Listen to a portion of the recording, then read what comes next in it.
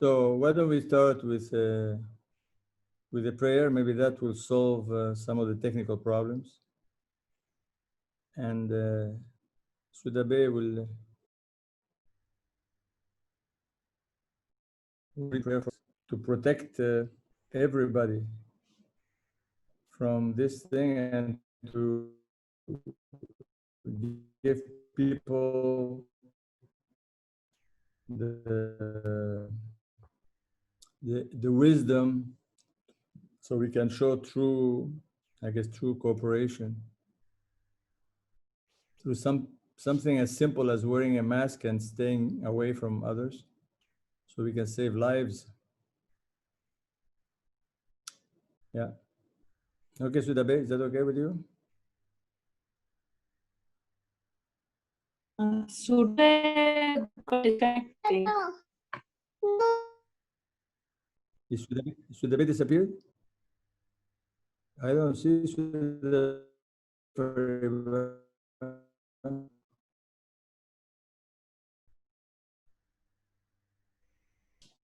I don't know the other people. Who's Apple?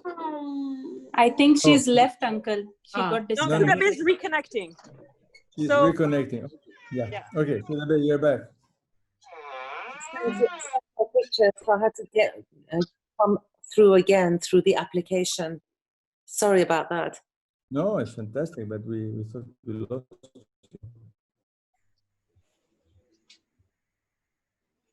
So as I said, let's have a prayer for whatever it is to be spread, and then we can start. All right.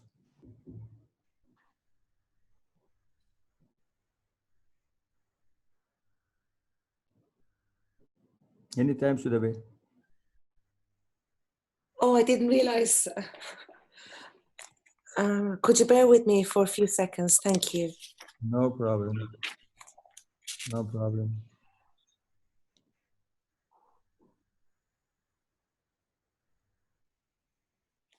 Oh, I see a young man here on the left. Who is that person? Hello, hello, sir. Who is FN? Fadiba.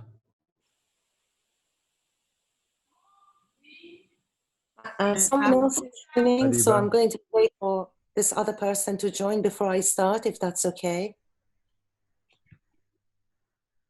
No, join without them because they've been having trouble connecting to audio. Oh, okay. Oh, my Lord, thou knowest that the people are encircled with pain and calamities and are environed with hardship and trouble. Every trial doth attack man, and every dire adversity doth assail him, like unto the assault of a serpent. There is no shelter and asylum for him, except under the wing of thy protection, preservation, guard, and custody. O thou, the merciful one,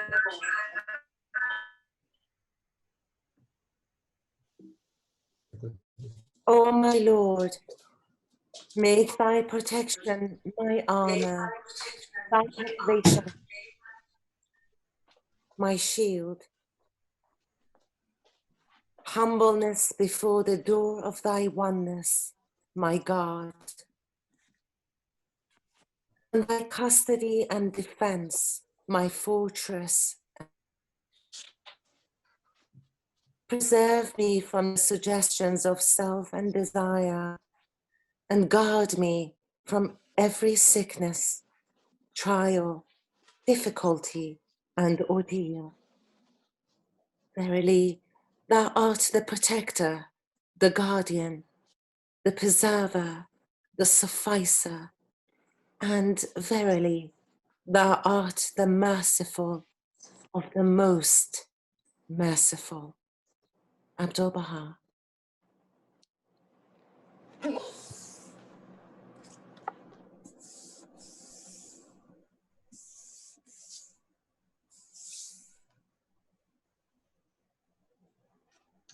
Thank you. Thank you, Sudhir. You may want to help Susie connect. Why? I don't know. I don't see her connection. She's connecting. You asked me to take the picture out. Remember? All right. Okay, guys. So, welcome to Pauline. We are coming back to the story of the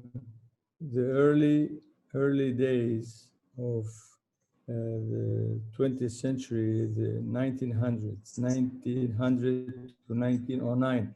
That was the period we were getting stories about life in the Holy Land around Abdul Baha. So we were reading memories of 9 years in Akká by Dr. Yunus Afrukhte. And we spent two sessions on that. And then we decided not to leave quickly that book and those stories. And I was basically more or less invited and tasked to find what other stories we could basically get out of that book of those early years. And so this doctor, who was Abdul Baha's doctor for many years and who was his translator, years later, like 30 years later, came back from memory and tried to remember his two pilgrimages. One was, I think, 3 months. And then he went back to Iran, and a few months later came back to Akká for roughly 9 years. Now, so I'm going to just focus on it is his story, it's not my story. The kinds of things he says about in the midst of all this turmoil around the covenant breakers, those people that were trying to create havoc and try to make life miserable for Abdul Baha, tell stories of those pilgrims that basically were coming from, they always arrive and stay there, but some people were invited to come, and they have stories to tell. You know, they have different encounters. So it tells the lives of these visitors that came from the Middle East. Yeah, I'm making a pause here, please. 1 second.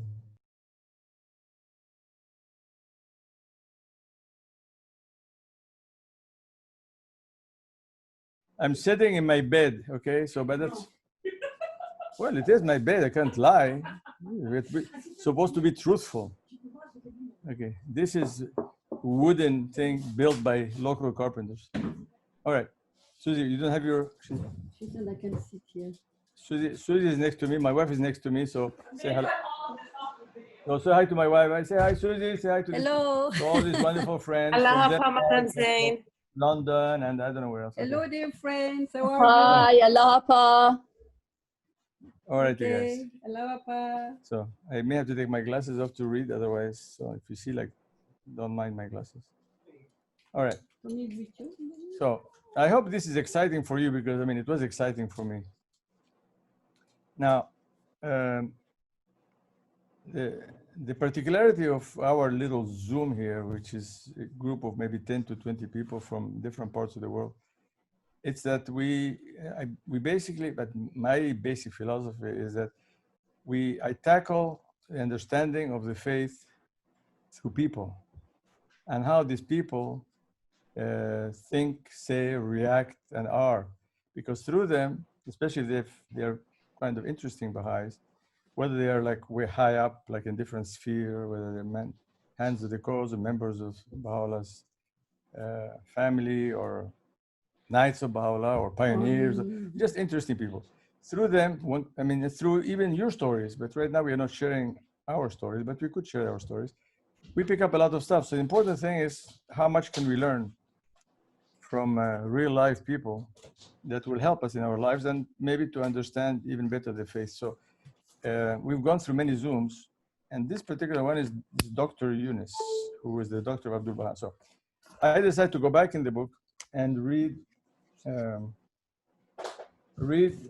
two sections of pilgrims that came with details about just how they came, how they visited, where they stayed, what they ate, what they said.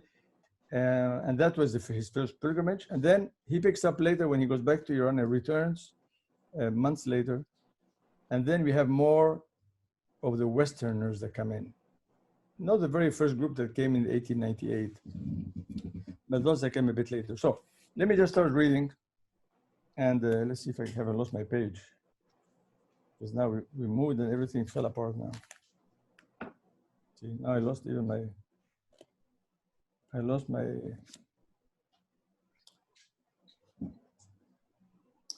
have to bear with me. Okay, now I'm totally lost. They moved me and all my markers went down and this, I cannot find my way. Okay. Okay. No, I'm not found it, but I will find it. Just lost it completely. Sorry, Dad. Well, I'm sorry. Otherwise, we're Everyone's going to have to happy. sing. Everyone can hear you much better now. So I moved the letter and everything just disappeared. There you Okay, go. here it is. Here. So he's coming back, having come from Iran and trying to find ways to get to Haifa through Russia and to all these places. Finally, they made it to Haifa. So they didn't come to Akká like some people, they came to Haifa. And this is the first time, he was probably young, first time he saw Abdul Baha. I mean, he was like he was beyond himself. But anyway, so they went and they visited, they were with Abdul Baha near the cave of Elijah, and then they managed to go to Bahji. I think they were astounded to see that the covenant breakers had taken over the mansion of Bahji. And so the story now, I'm starting when he comes back to Akká. And he says, we stopped at last at the caravanserai and entered a crowded, noisy reception area. This was like for many years became a Baha'i pilgrim house. And you can read details about this house I'm going to mention in Dr. David Ruch's book called Door of Hope. So they entered this crowded, noisy reception area, climbed a few worn out, broken steps, and entered the main room. This room looked out onto the Mediterranean and was very pleasant. We met with other friends already there, and with joyful spirits greeted and embraced all of them. White tea. Looked up. White tea is apparently tea that has not been treated or something. White tea, fragrant and delicious, was made ready, and within minutes, other friends began to gather until the renowned Zein al-Muqarrabin and Mishk al-Kalam arrived. I know who Mishk al-Kalam is, the famous calligrapher. So just close your eyes and put yourself in those shoes. Maybe you get a chance to meet Abdul Baha today.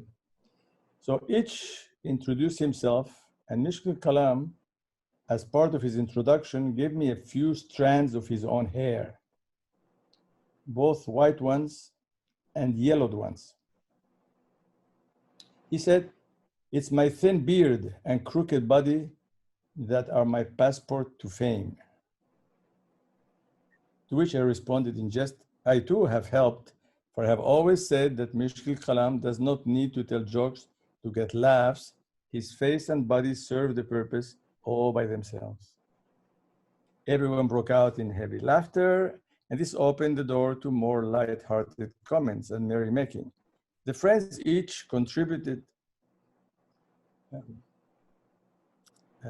with wit and humor and created a warm and joyful meeting. The late Mirza Azizullah Khan Barka was one of the fellow travelers whom I came to know well and with whom I spent a great deal of time. Our days and nights were filled with happiness. The chanting of divine verses, prayers, and poetry was quite popular, especially Baha'u'llah's tablets revealed in honor and praise of Abdul-Baha. Also popular were the rebuttals written by the Persian friends in response to the publications of the covenant breakers. These always provided a hot topic of discussion. We were well aware of the wolves dressed in sheep's clothing who were milling about, but we did not dare express our thoughts. In any event, it was now 2 or 3 days that we had been in Akká, anxiously awaiting the arrival of Abdul-Baha, who was in Haifa. In the first few days of our pilgrimage, we had become so intoxicated with the wine of reunion that we were utterly forgetful of ourselves and only conscious of him. But now that heavenly effect was wearing off and we were in need of another cup of his love, although the sweetness of his nearness would have been unforgettable, even after 1,000 years, yet the venom of separation was too bitter to endure. This is because the memories of Akká can never fade, and the sweetness of attaining the Master's presence will forever endure in the deepest recesses of our hearts. What was unusual at that time was that the covenant breakers seemed to be more active in their opposition to the faith than the friends were in its defense. Their strategy included soliciting the help of non-Baha'is with whom they were in constant secret communication. These they encouraged to participate in their gatherings in the hope of discovering the plans and activities of the friends, and also to make themselves appear to be to the non-Baha'i community as a forthright and friendly people. In fact, the appearance of Mirza Badiullah and the Ottoman officer in Haifa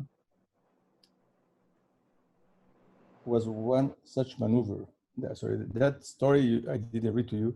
These two people, half brother of Abdul-Baha, who was a covenant breaker, had come to visit Abdul-Baha when this young man came for the first time in Haifa to visit Abdul-Baha, and Abdul-Baha told him to leave because he was trying to welcome these two people that he knew were pretty,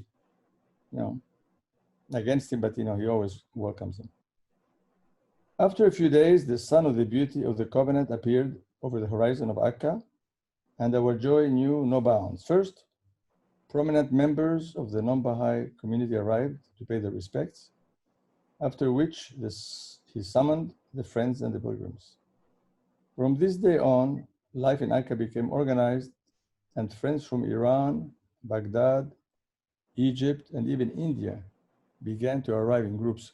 It's kind of hard to imagine, but this is true. I mean, people were just coming to see Abdul-Baha from all over the place. They knew he was a prisoner. They knew he was where he was, and they just came.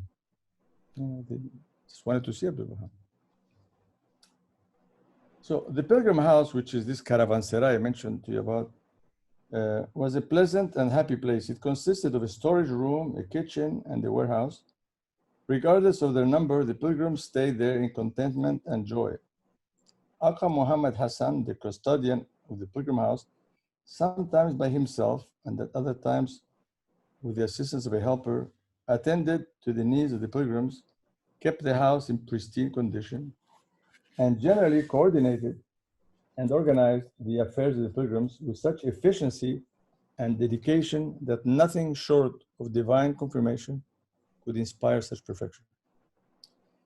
Now, he goes back now and talks about the house of Abdul-Baha, which of course the faith finally purchased. It's the famous house where Shorki Effendi was born. And I think it's called Pasha, House of Pasha. Abdullah Pasha, I think. Now you can read all those details if you read The Door of Hope of Dr. David Drew. As to the residence of Abdul-Baha, its simplicity and spiritual atmosphere was beyond description. The building itself was old and immense and had formerly belonged to a prominent family of Akká. One upper and one lower apartment had been leased by Abdul-Baha. Another apartment belonged to the Protestant missionaries who had turned the lower apartment into an infirmary for the Arabs, and every morning taught the patients the principles of Christianity. The front yard, which covered an area of about 200 square meters, had been landscaped in accordance with the master's instructions. This natural verdant garden with beautiful flowers in bloom, 2 palm trees in the midst and a grape vine in one corner, filled the air with heavenly fragrance, especially at the hour when the master, pacing back and forth on the paths, summoned the pilgrims to the upper paradise. Now, this resident of Duha is permit me to go back to the footnotes here. And give me 1 second. It was the main building of the former governorate of Abdullah Pasha. It was rented to Abdul Baha in October 1896. This is after the passing of Baha'u'llah, and this is after they, I guess, left the house of Abud, and served as the residence of Abdul Baha and his family for nearly 2 decades. Today, it is one of the sites visited by the pilgrims in the course of the pilgrimage. The guardian of the Baha'i faith, Sheikh Effendi, was born in this house. The casket containing the remains of the Bab were hidden here in the room of the greatest holy leaf from 1899 to 1909. It was here that the first Western pilgrims visited Abdul Baha. Some answer questions was revealed by Abdul Baha in the dining room of the upper floor of this house.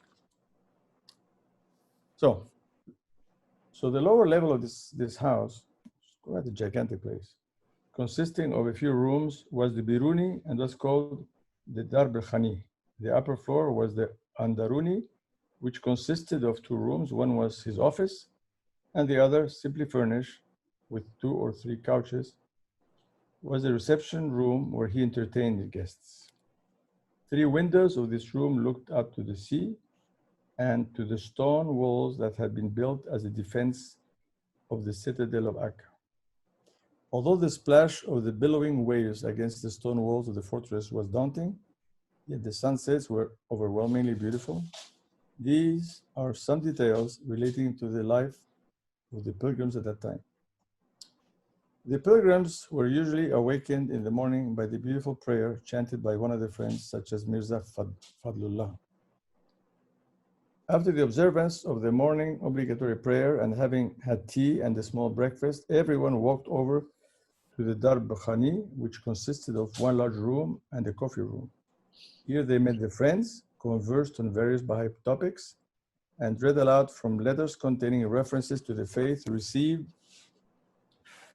from their hometowns. This would continue until Abdul Baha, on his way out of the house, would greet the pilgrims before departing. At times, he would stop briefly, say a few words, and extend his love to the pilgrims before leaving the house. At noon, the friends would return to the pilgrim house and be served a prepared lunch, after which no one missed the kailuli, as it was commonly known in Akká, an afternoon rest of half an hour for an hour. Following the nap, tea was served, and then we strolled toward the Dar al-Khani.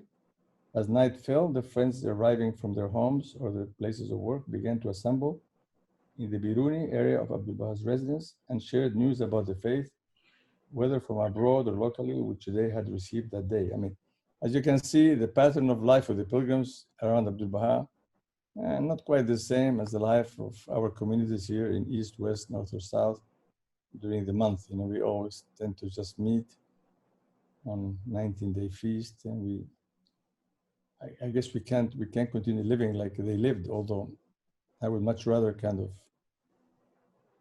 live like that if we could recreate that kind of life. That's why I kind of like the 19th century better than the 20th, early 20th. Anyway, life will keep changing because we're going to be living another 500,000 years. So I don't know how that would look like. So as night fell, the friends arriving from their homes, they shared news about the faith.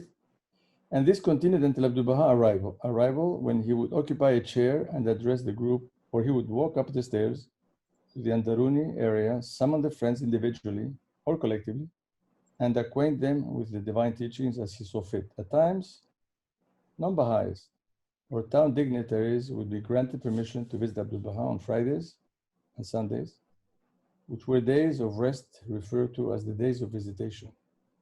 On these days, the friends, whether pilgrims or residents of Akká, were expected to visit the shrine of Baha'u'llah, of which I shall write more later. On Baha'i holidays, the friends passed time in the beautiful Firdaus or Ridwan Gardens, or attended festivities at the house of Abdul Baha. Of course, the afternoon visit to the shrine of Baha'u'llah was mandatory. The duration of the pilgrim's stay in Akká or the length of pilgrimage was not predetermined.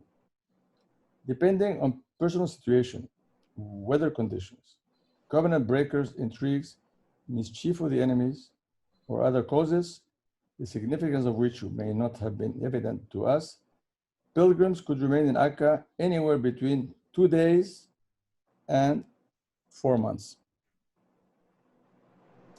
During those days, as the pilgrims observed the divisive actions of the covenant breakers and the hostile activities of the enemies of the cause directed against the center of the covenant, and heard his heart-rending utterances, they became so inflamed with the fire of the love of God that they illumined any land they traveled to with the light of divine love. In fact, I did not meet a single pilgrim who did not desire to lay down his life for the faith. This is especially likely at that time, since for those who did not observe prudence and caution, a variety of perils, typically leading to long prison terms and even martyrdom, were realities which could be anticipated as a matter of course. Completion of pilgrimage and departure from Akká was announced to each pilgrim at a day's notice. Akká Muhammad Hassan, who coordinated the activities of the pilgrims, had received from them the title of Michael, the angel of life, as he was the one who usually brought the glad tidings of Abdul Baha's summons for the friends to attain his presence. On the last day of pilgrimage, however, he was renamed Israel, the messenger of death, for bringing bad news, that is, the end of someone's pilgrimage. How happy were the times when he arrived proud and joyful and announced, "The pilgrims are summoned," and alas, the day when he arrived, disconcerted, his head hanging low, to announce, "In accordance with Abdul Baha's instructions, such and such a pilgrim is to take their leave tomorrow on such and such a ship."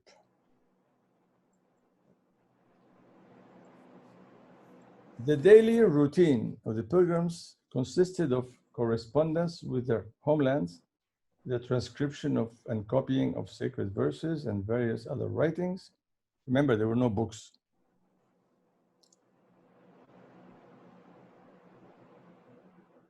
And at times, the conveying of Abdul Baha's instructions to others if they were so bidden. Another activity that engaged almost all the pilgrims in both work and recreation, and had become a customary occupation since the inception of the pilgrimage house, was wheat sifting. This was a service easily accomplished, entailing no major responsibility. What performed the work were the eyes and the tips of the 5 fingers, leaving the ears, the tongue, and the intellectual faculties free. This encouraged many pleasant activities, such as the telling of anecdotes and humorous stories. Chanting and singing songs were also permitted. Normally, Mirza Fadlullah, who had melodious voice, took over with beautiful songs. A more detailed description of the wheat sifting process is as follows. In the mornings, after breakfast, the servant attached to the pilgrim house would spread a large tablecloth on the floor and place a round, low table at its center. He would then carry inside bags of wheat already machine sifted and washed. The friends would empty the bags onto the table, sit around the table, and sift the wheat manually so that it could be sent to the mill. Everyone, every day, had a portion of the flour received from the mill was made into dough, and the resulting baked bread was consumed with the famous Persian stew, abagusht. Now, from the first year following the ascension of the Blessed Beauty, visiting the shrine, his shrine was, in accordance with Abdul Baha's instructions, a required duty, as well as a sign of devotion and faith. And so the pilgrims and the residents were required on Fridays and Sundays to leave Akká and in a state of utter humility and lowliness, approach the blessed spot while chanting prayers. In the proximity of the shrine, everyone stopped to rest and refresh themselves before approaching the shrine and performing the rites of visitation. Before the second incarceration of Abdul Baha, and while he was still permitted to leave the city, he would frequently accompany the friends on these visits to the shrines. In fact, would himself chant the tablet of visitation.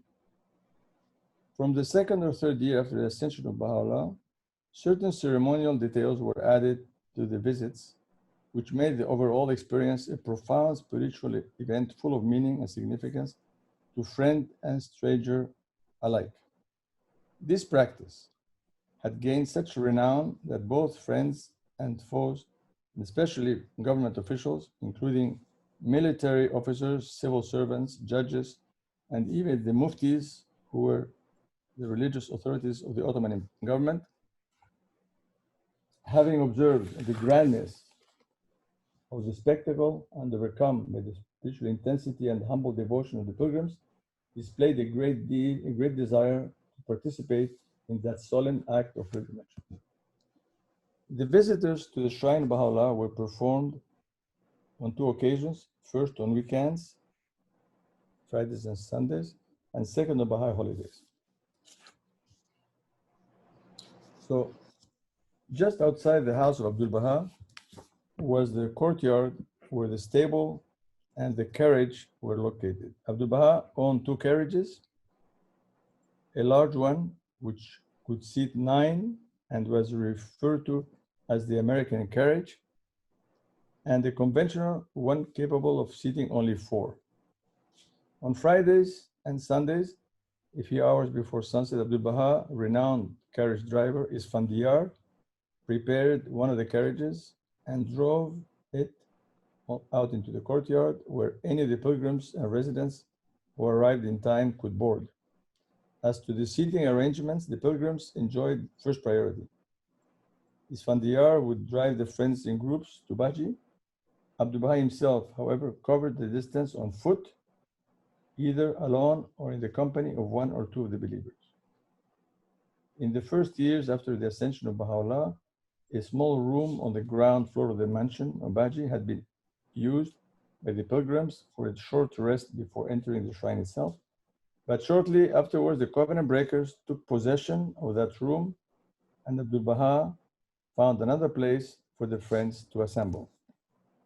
There were he found 2 rented houses just next to the shrine of Baha'u'llah.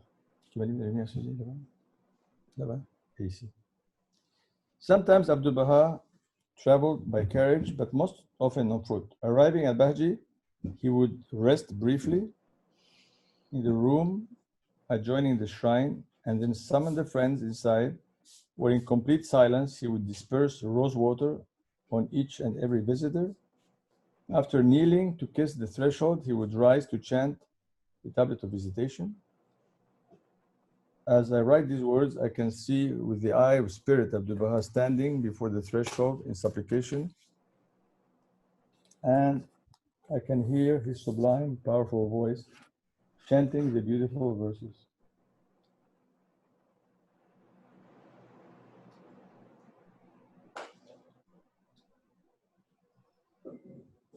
Now,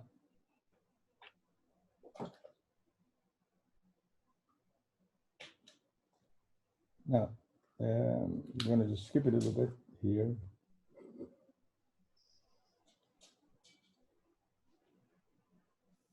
Now, there's a story of flower pots that people would bring on their heads or with them to the shrine. It says, a number of flower pots containing flowers of various hues were usually brought and placed in the biruni of the house of Abdul Baha, ready to be transported to the shrine of Baha'u'llah.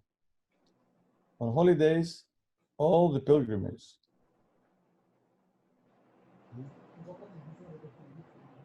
it's okay. Yeah, it's okay. Okay, you guys. Don't look at me if you can see me, because I'm reading the book. So you forgive me, I cannot look at you and look at the book. So if you don't see my face, just imagine me somehow sitting here. So we are to the flower pots. This is leave it. It's okay. Okay. My producer is trying to run. All right. So remember the flower pots, you guys. You better start a new tradition of flower pots in your community. So a number of flower pots containing flowers of various hues were usually, thank you, producer. Flowers of various hues were usually brought and placed in the biruni of the house of Abdul Baha, ready to be transported to the shrine of Baha'u'llah. On holidays, all the pilgrims and residents assembled at the house of Abdul Baha about 2 hours before sunset, or when the heat of the day was not excessive, they would all be dressed in their best clothes. Each would place a flower pot on his shoulder and take his place in one of the 2 columns, ready to depart on foot towards the shrine. During my time in Akká, the starting point was not the house of Abdul Baha because of the machinations of the covenant breakers and the evil whisperings of the enemies of the faith. In those times, the flower pots would be brought to the gate of Akká and placed there for the pilgrims. The exodus then began from that point as Abdul Baha, not unlike a general in the field, walked sometimes in front and sometimes at the side of the columns, a flower pot on his shoulder, issuing instructions and commands as the march continued. This general of the hearts led the army of light towards its destination. The 2 or 3 pilgrims who had melodious voices chanted beautiful verses, such as Baha'u'llah's Mathnavi, his Saki Nami, or sometimes the poetry composed at the time of the Blessed Beauty for that particular occasion. So at the command of Abdul Baha, everyone would stop and place the flower pots on the ground, and then someone would chant a prayer in a resonant voice.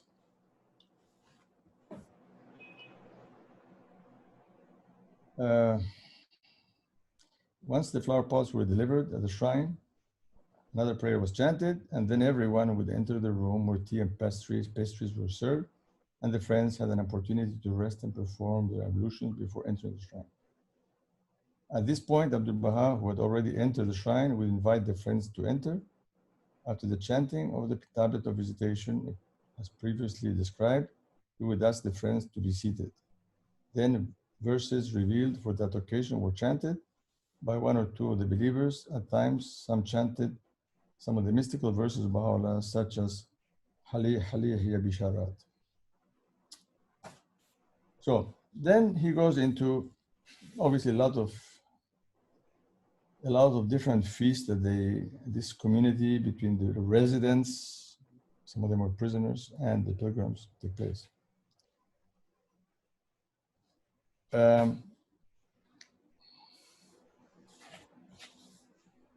Then in those difficult and perilous times, the believers' thoughts and morale were quite peculiar and not readily understandable by today's standards, unless one had observed or experienced the events of that time firsthand. Those faithful old resident believers who had accompanied the Holy Family since the beginning of the exile to Baghdad, Adrianople, and Istanbul, up to their arrival in the Moscow prison, and during their subsequent release and move to the mansion of Bahji, had been witnesses to the ever-growing rank and the exalted position of the Master. This was clear as he was held in the highest regard by the Blessed Beauty, while commanding the obedience and devotion of both the Afnan and the Akhsan. Now, these believers had to endure the pain of beholding that radiant being, that heavily beloved in such harsh and humbling circumstances. They were sorrow-stricken and heartbroken. Hardly a day passed without a new plot being devised or a new intrigue planned. Covenant breakers, accusations, and charges of Abdul Baha were so widespread that the whole of Syrian citizenry had utterly misunderstood Abdul Baha, and even those whose very daily livelihood was provided through the charity of the Master had also rebelled against him. Those dignitaries of Akká, Haifa, Beirut, and Damascus, who had themselves attested to the Master's spiritual power and ascendancy, and even claimed to have witnessed miracles now expressed disgust behind his back and contributed to the cause of the covenant breakers in vilifying Abdu'l-Baha. Yet in his presence, they became the very embodiments of loyalty. The number of his loyal non-Baha'i devotees was on the decline, while the number of troublemakers increased daily. The friend's sorrow, pain, and anguish at this state of affairs knew no end. However, Abdu'l-Baha's presence, his kind and loving words, and cheerful demeanor brought the light of hope to their hearts and infused new vigor into their drooping souls. In those days, the sun of the cause of God had but recently risen on the western horizon. Each week, large numbers of enrollment cards and letters containing religious and philosophical questions were received from Western scholars, some of which were read in translation to the friends in the Biruni of the house of Abdu'l-Baha. Those friends who had suffered for the faith and had tasted the pain of incarceration and humiliation in the path of God considered the cause to be an Eastern religion and could not imagine that such an intensely spiritual philosophy could spread so quickly in the West, or that Western materialistic scholars would show any interest in drawing spiritual sustenance from such a divine source. At the same time, however, the flood of polemic writings by the covenant breakers was pouring into Iran, all of which, along with the decisive and categorical rebuttals written by the friends containing incontestable proofs of the legitimacy of the position of the Son of the Covenant, were sent to Abdu'l-Baha. The master kept some of them and permitted others to be read aloud in either the pilgrim house or the Biruni of his residence. These joyful tidings from the Westerners, indicating the depth of their faith and commitment to the cause, revived their hearts and brought joy to their souls. And the potent and unequivocal proofs that the friends in Iran extracted from the divine tablets and the various biblical scriptures generated a sense of excitement and exuberance in the believers. They became so exhilarated, inspired, that they gave speeches and wrote essays proving the heresy and infidelity of the violators of the covenant of God.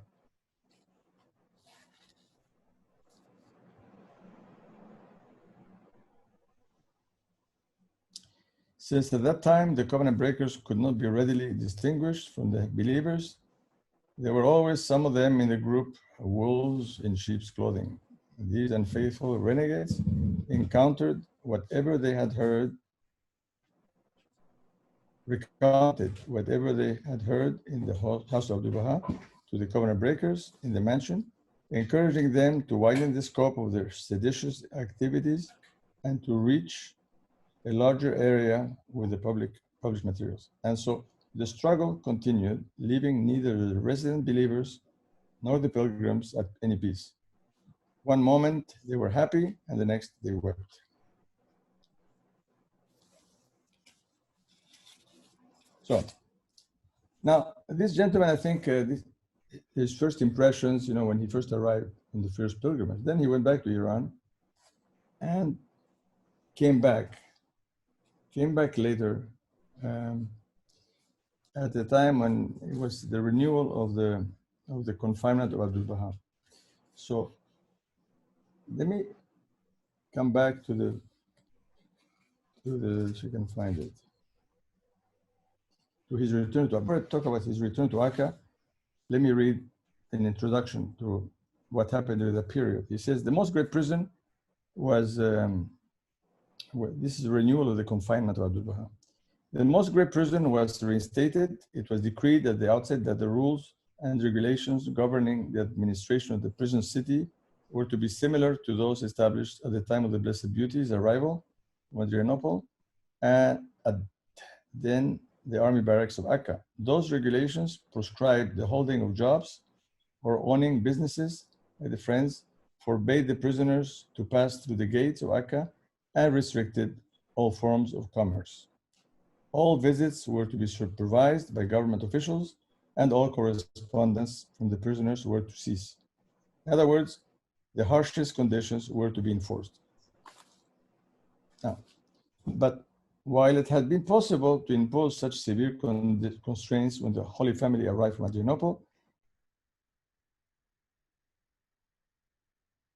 because the influence and power of the creative word of God had generated such awe in the minds of the general population, and also because Abdu'l-Baha's countless acts of generosity and compassion had left such an indelible impression in their hearts that while the issuing of such instructions by the Sublime Porte might have seemed a routine matter, enforcing them to the letter of the law was utterly impossible. So, for example, how could the governor of Akká dare to enforce such regulations? He who had witnessed the greatness of Abdu'l-Baha and had been the recipient of his many benevolent and charitable favors, and who considered himself the servant of his servants.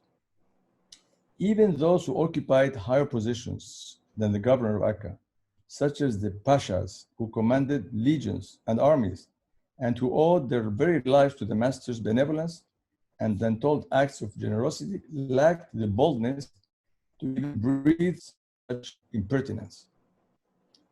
Their response to the new decree, therefore, was to prepare a secret report in which they assured Constantinople of their obedience to the instructions and pledged strict control over the present city. All the residents of Akká and Haifa, rich and poor, high and low, and the entire corps of government officials had at one time or another been the recipients of Abdu'l-Baha's kindness and generosity. And the following is an example concerning one of the pashas. So, during the war between the Ottoman Empire and Greece, before 1900, the head of the Ottoman army assigned to the frontier between Palestine and Syria was General Farik Pasha, who was an admirer of Abdu'l-Baha. When he was selected to lead his army against the Greeks because of his personal convictions, he asked Abdu'l-Baha for a prayer to take with him to protect him in the forthcoming struggle. So Abdu'l-Baha wrote a few words and told him to tie the piece of paper unread to his arm and never remove it. He did as bidden and led his army into battle.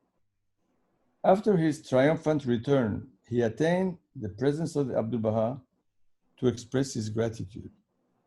Abdu'l-Baha asked him if he had removed and read the prayer. He replied that he had not, he had done only as he had been commanded and nothing more. Abdu'l-Baha then told him to take it off and read it. He was utterly amazed at what he read, for Abdu'l-Baha had briefly described the events of the battle and his victorious return.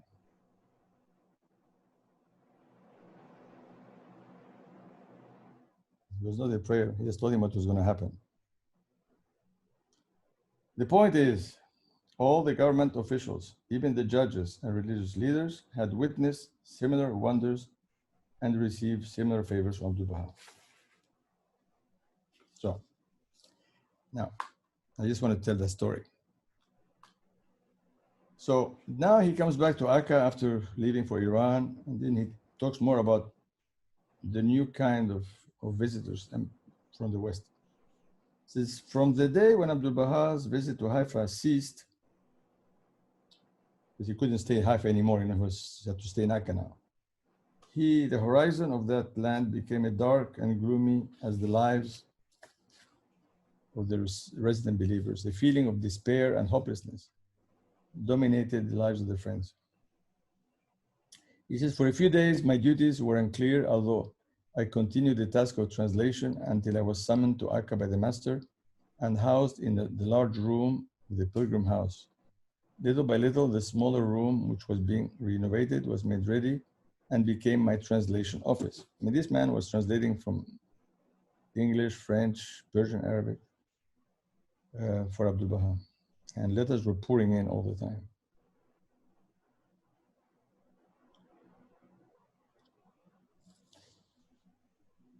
So The volume of translation work began gradually to increase. Letters expressing loving devotion and verses of love and longing began to arrive in batches from America. Soon I was drowned in work.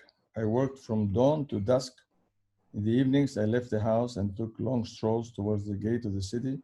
At night, along with pilgrims and residents, I attained Abdul Baha's presence in the recipient room. Unfortunately, the long walks in the verdant fields and the strolls on the beach gazing at the waves did not bring the same pleasure and joy as in the past. In fact, they were poignant.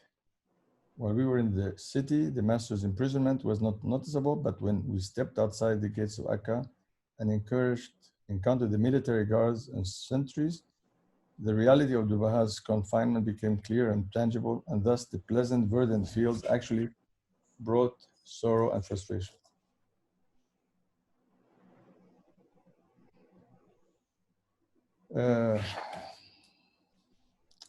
Now, we just skip a little bit and come to the visit of Thomas Breckell.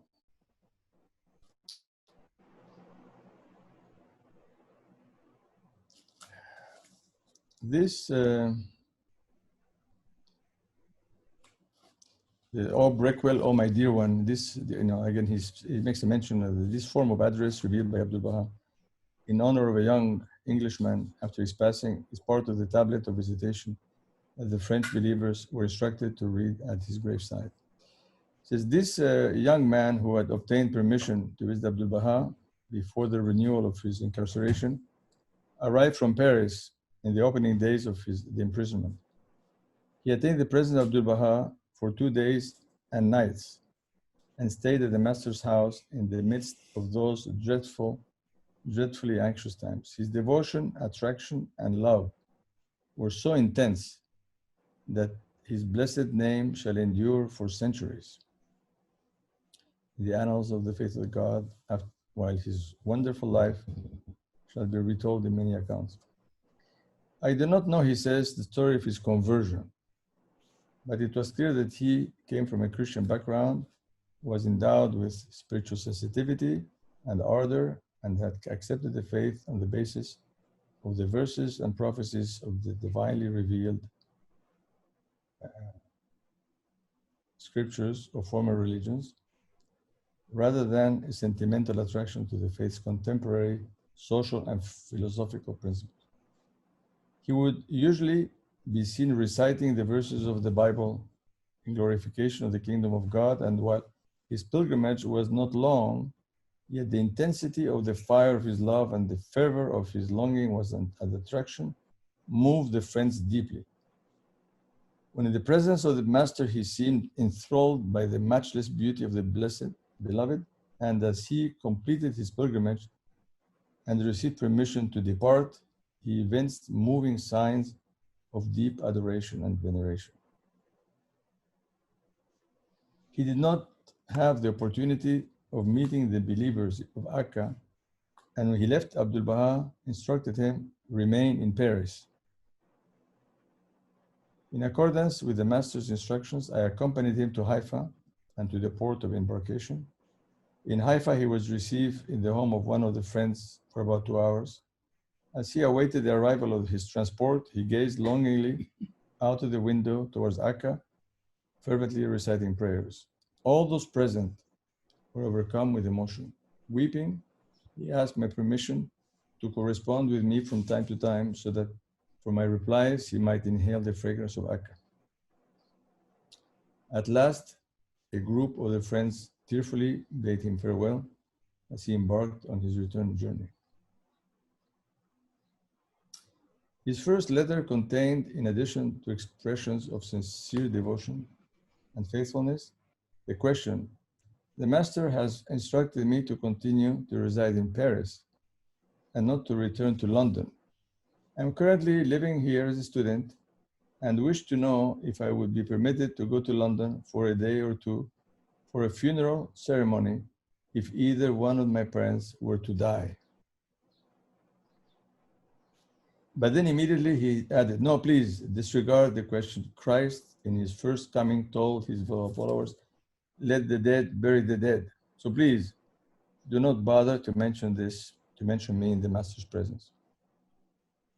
However, while you are in attendance, remember me in your heart. This will bring me all the happiness and joy of both worlds. Still, when the time was appropriate, I related the story to Abdul Baha. The Master said, with a smile, write to him that today the living have to bury the dead.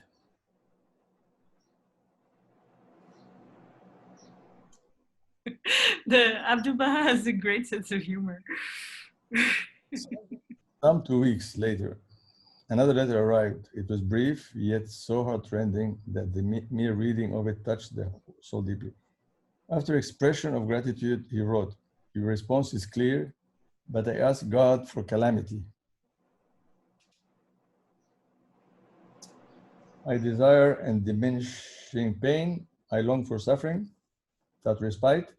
I yearn for enduring agony and torment, so that I may not for a moment neglect the mention of my beloved. I don't know if he was sick at the time or not, I don't know. Once, as the Master strolled up and down, I mentioned the letter. Abdul Baha said nothing. I wrote to him and acknowledged the receipt of his letter. After 2 weeks, another letter arrived. My parents are asking me to go to London. I have told them that the Master's instructions are for me to remain in Paris, but alas, my parents are old and have not recognized this supreme revelation. I ask that I may succeed in teaching them. How unworthy and undeserving I am, how did I come to merit this most supreme blessing? Please remember me in his presence.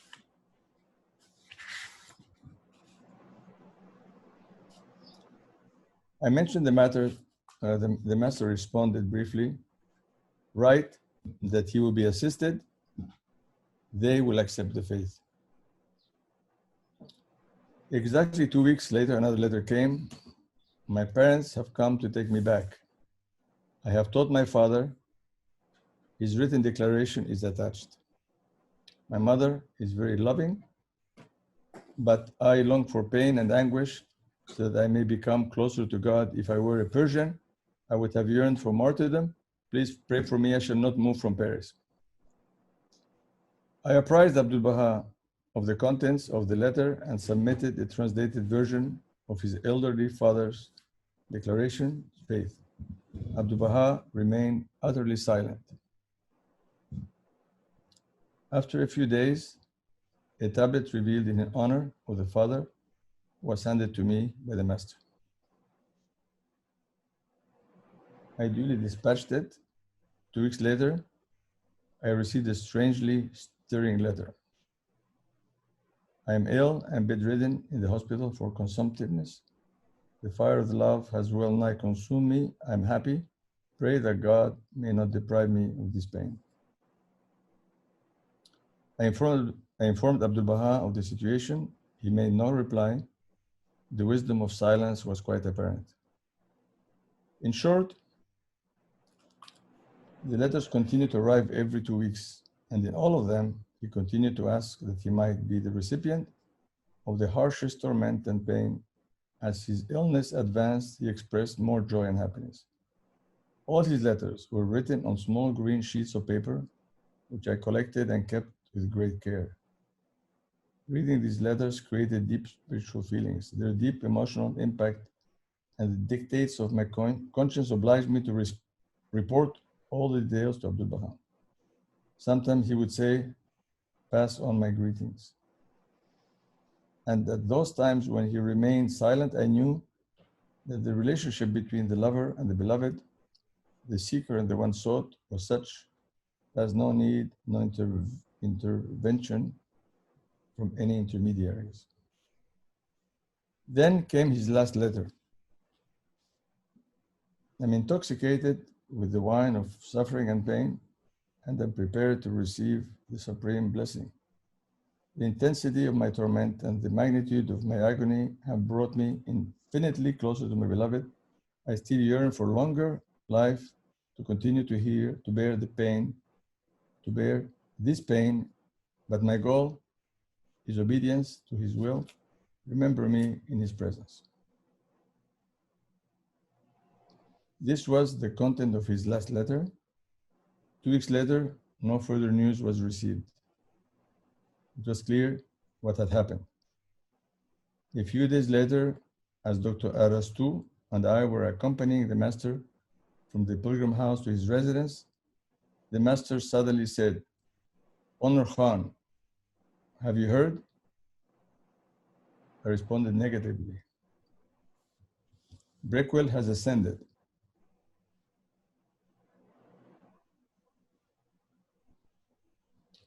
I was heartbroken.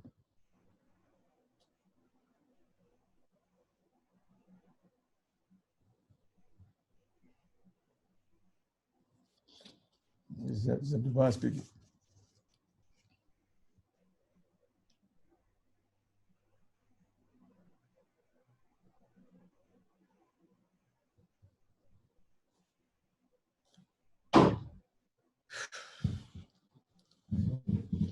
He says, I have written a moving tablet of visitation for him. I wrote it with such emotion. Abdullah says that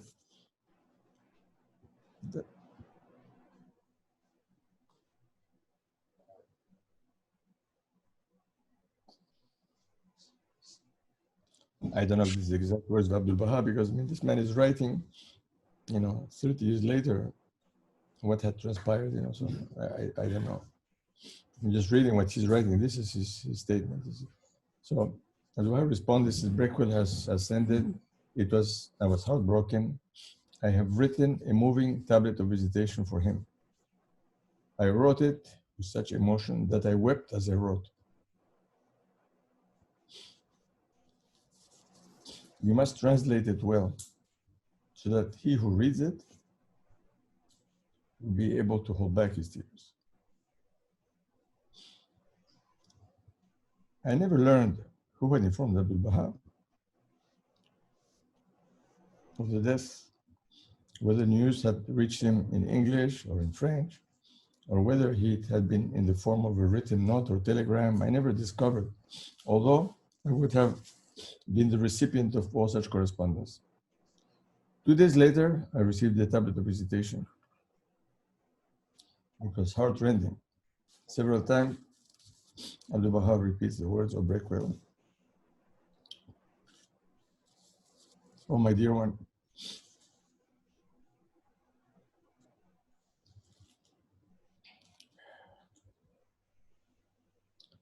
My tears flowed uncontrollably. According to his instructions, I translated the tablet into 2 languages, French, and with the help of Mrs. Lua Getzinger, into English, and dispatched them. The deeply felt impressions left by that young man lingered in the hearts of many for a number of years. I received no further news concerning his parents for about a year. One day, I was summoned to the presence of Abdul Baha to receive the incoming correspondence for translation. There were numerous envelopes from various cities. As Abdul Baha reviewed each sealed envelope, he suddenly selected one of them and said, "What pleasant fragrance emanates from this envelope. Open it quickly and see where it comes from. Hurry up." Since I had often experienced similar circumstances where a certain envelope was chosen by Abdul Baha ahead of all the others, and these invariably contained significant spiritual matters, I hastily opened the envelope. Inside was a postcard and a sealed envelope. The gold-colored handwriting on the colorful postcard, which had a single violet attached to it, read, "He is not dead, he lives in the upper kingdom." And there was the added note, "This flower was picked from Breakwell's grave." As soon as I translated these words, Abdul Baha suddenly leapt from his seat, seized the postcard, placed it on his blessed forehead, and wept. I too was utterly overcome. I opened the second envelope. It was from Breakwell's mother or father expressing their deeply felt gratitude. Praise be God, my dear son left this world, having recognized the true station of Baha and tasted the sweetness of his love.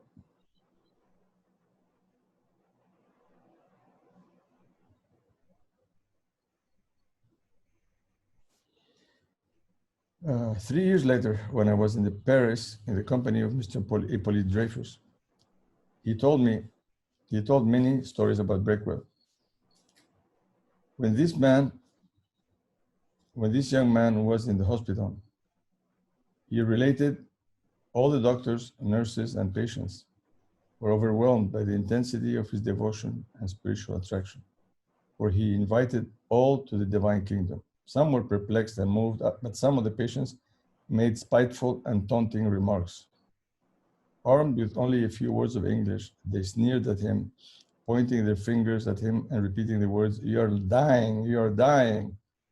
To which he responded, laughing, "I'm not dying, I'm going to the kingdom of the Heavenly Father. There I will intercede for you." In short, at his death, all the nurses wept, and thus he left an enduring memory of the hearts of those who knew him in that hospital. One day, Mr. Dreyfus and I visited his grave, and since I did not have the text of his tablet of visitation with me, I repeated 3 times, "Oh, Breakwell, oh, my dear one."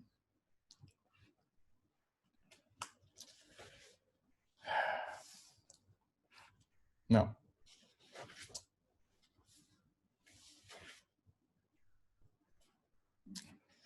the number of people that have visited Abdul Baha is so many. He goes on to, I'm going to skip a little bit because I don't want to tire you. There's the pilgrimage of Mr. Dodge's sons came. There's Madame de Canavarro and Mr. Phelps, and they have their own stories. And then there is the late Dr. Arastu Khan. And finally, there is the visit of Lua Getzinger, very famous Baha'i. Now, let me just conclude by reading you the last. It's not her life story, but just her visit to Abdul Baha. In the many years that I spent in the service of the Master, there were many attracted and heavenly souls in far-off lands who longed to attain the presence of Abdul Baha. And had it not been for the conditions of the most great prison and the difficulty in obtaining the Master's permission, the world would surely have witnessed a great movement by Westerners in demonstration of their ardent desire and loving support of the faith of God.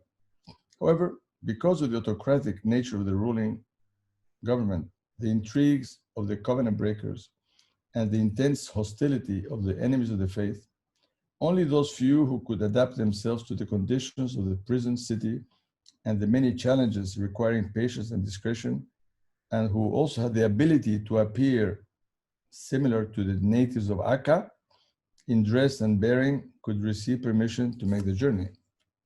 You just couldn't go unless you could fit those things. So one of these was Lua Getzinger, who in her intense longing to attain the Master's presence had found within herself the capacity to bear the many hardships of that environment and yet conduct herself with the wisdom and forbearance required. In the earlier years of relative freedom and tranquility, this lady, along with her husband, had attained the presence of Abdul Baha in Haifa and had left in the hearts and minds of their friends an ineffable memory of her intense devotion, passionate attraction, and profound spiritual attachment to Abdul Baha. So let me see, excuse me, this when she came with her husband back then, I want to know what is the mention in the footnotes, so if you don't mind.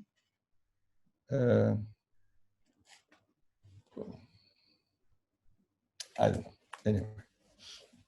One of the problems with this book is that he doesn't really give a lot of details about dates. So it's all stories, but you cannot, The chronology is just non-existent.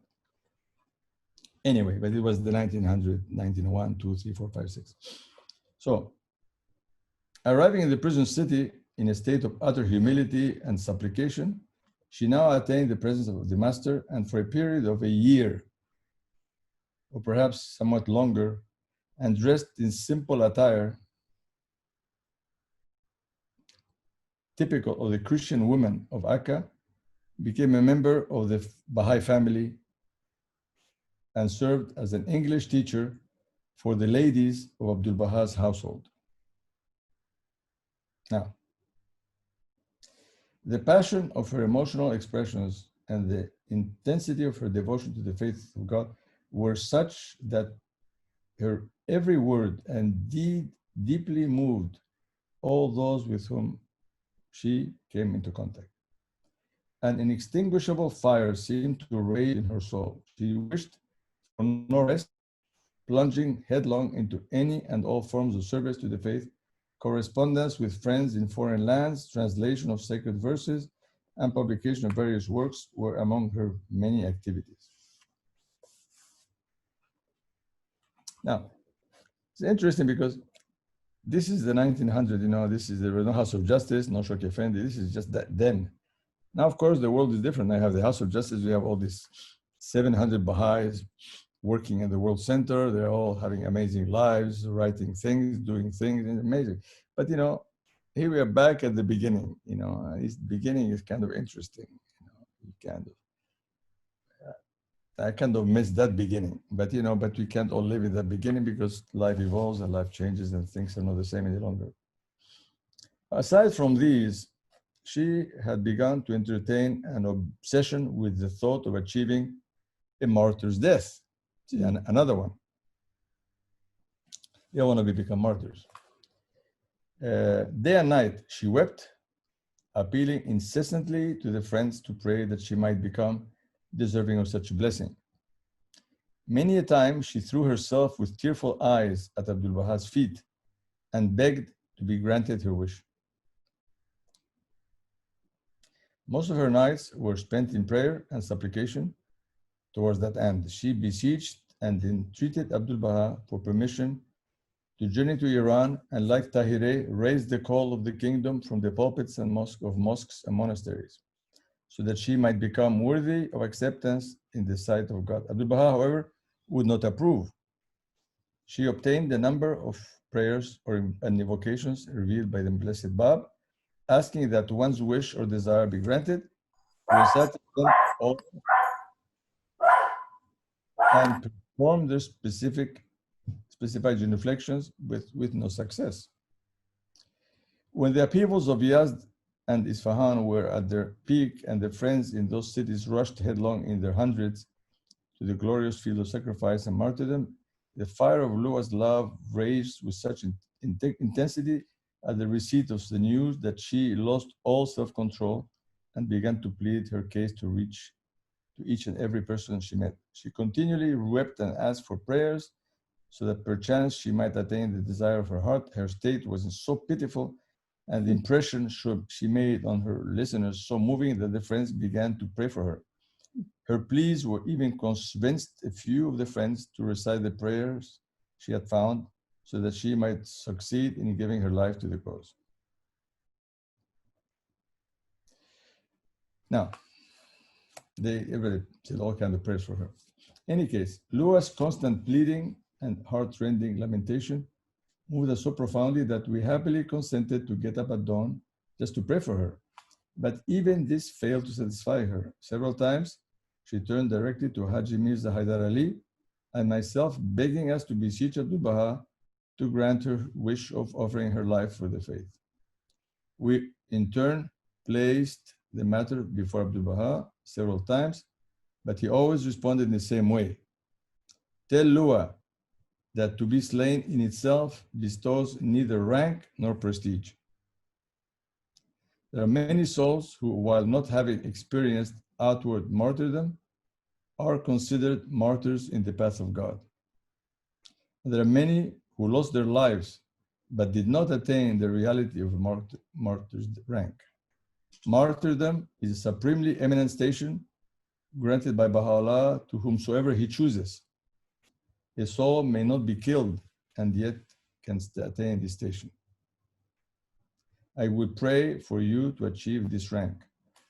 The reality of martyrdom is service, and you, praise the Lord, have arisen to serve. I will pray for you, will implore that you may be granted this station, rest assured. And then he would recall the names of some of the martyrs of the faith. But his message to her, as I delivered it, only served to fan the fire of her love and increase the intensity of her emotions. Back she would send us again, Mr. Abdul Baha. Meanwhile, this intense spiritual attraction gave to her words an unusual and powerful effect. Because of this, anytime a curious or insincere foreign traveler or an aggressive or argumentative antagonist came to visit, his schedule included, on Abdul Baha's instructions, a meeting with Lua. I would serve as a translator at these gatherings. On such occasions, the magnetic force of her faith created in the trembling frames of her listeners such an impact that they acquiesced and withdrew, contrite and tearful. At her own request, she once confronted one of the famous covenant breakers of Bombay with this servant performing the task of translation. She so utterly routed her opponent with a sudden, courageous, and fearless assault that, tearful and penitent, he admitted his shame and readily acknowledged the falseness of his beliefs. Now, I'm going to conclude with that story. Let me just read a few more paragraphs before I come back to the story of this covenant breaker from Bombay.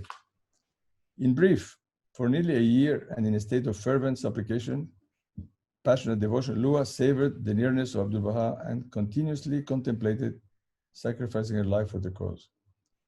Until at last, the loving counsels of her master had his desired effect, and she yielded her will to his will and gave up her own desire to his wishes. In so doing, she attained to the reality of the station of martyrdom, finally arriving at the threshold of dying in self and living in God. And in that intensely spiritual state, she received her permission to depart. One of the most astonishing things that I have ever witnessed in my service to the cause was Lua's state when she came to say goodbye. It can never fade from my memory, nor can I find adequate words to describe it. Her face was so utterly luminous and spiritual, and her bearing so transformed that it seemed as though an angel had been incarnated in the body of a human being. I was never more deeply moved than when I witnessed her tender and kindly disposition as we said our farewells. Never before had I beheld so wonderful and heavenly a countenance. I gazed at her in utter amazement. Next day, the master asked, "Did you see Lua when she left? Did you notice her face and her demeanor?" I responded that I had, and that I had been astonished by her state of spirituality. The master replied, "It is a pity, but she won't be able to maintain that spirit. It is impossible to remain in that state. Now, consider where we find these wandering souls and how we educate them. The covenant breakers should educate souls similarly if they can."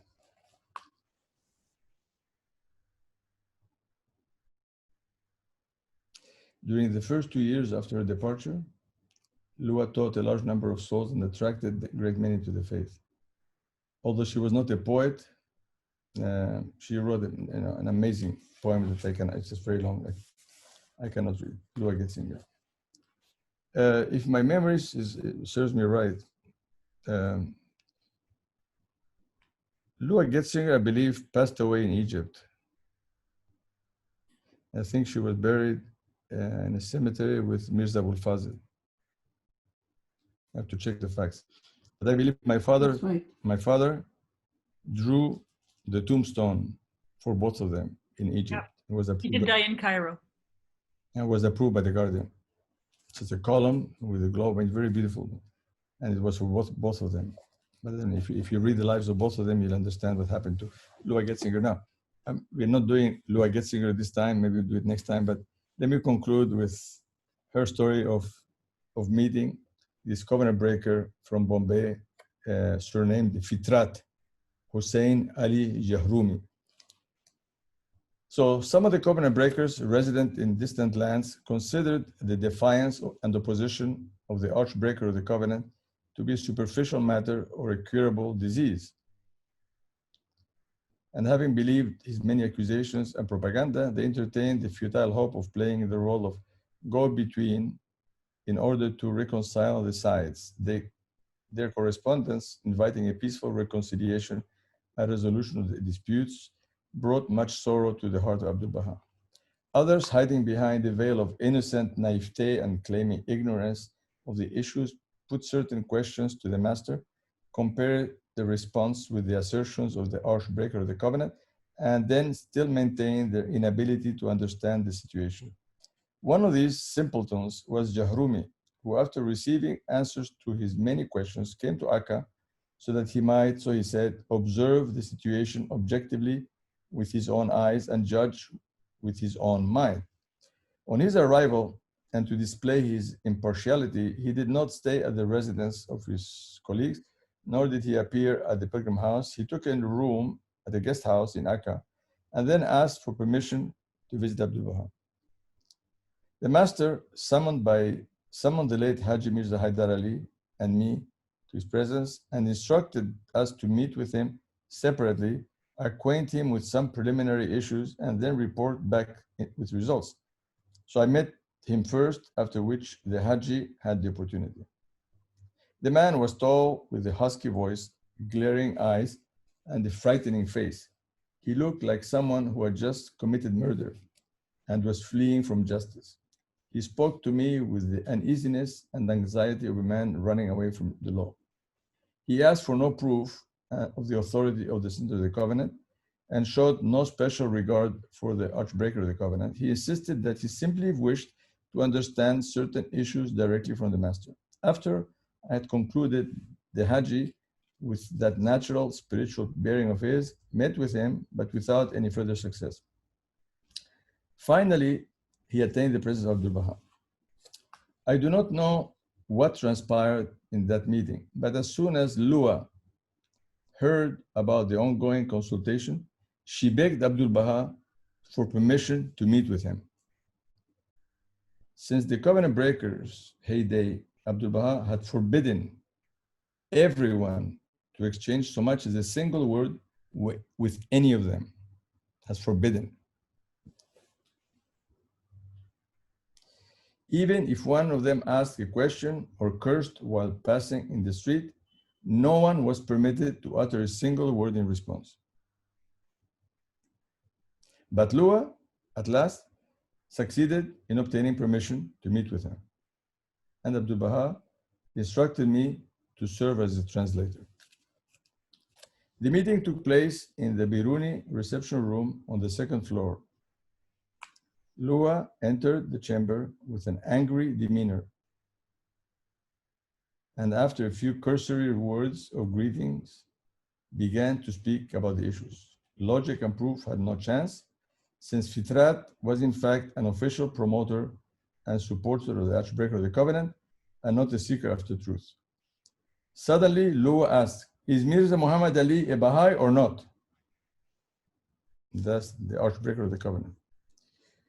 Jahrumi replied, "Surely you are aware of the nature of his kinship to the Blessed Beauty and his exalted station in the faith of God, and that all these consultations are taking place to safeguard his rank. I am not interested in his family connection, nor is it my intention to rob him of his rank. I just wish to know if he is a believer in the station of the Blessed Beauty." Lua retorted. "Who is more devoted than he?" he replied. "Then where are the fruits of his faith and devotion?" Lua inquired. "Christ said that you can recognize the tree by its fruits. So where are the fruits of his devotion? How many souls has he taught? What sort of devotion is this? What the first fragrance of its breezes has not as yet been detected by any soul? I'm an American woman and not sufficiently deepened in the faith. Nevertheless, since I heard the call, I have taught over 50 souls. There are thousands of women in America better than I, the fragrance of whose love and devotion has attracted numerous souls. What has Muhammad Ali done except work to weaken the devotion of the friends in America? A Baha'i must be fair. Are these the fruits of his faith? Is creating disunity among the believers the fruits of this branch? Is this exalted rank in the faith of God? Does a person like that expect to receive any attention or depart from the believers, or regards from the believers? A person like that? In brief, she continued in this vein with such passion and power that Jahrumi was left breathless and bewildered. At last, hanging his head in shame, his tall stature bent in defeat, he closed his terrible eyes and asked permission to leave. I have to recite a prayer, Lua responded.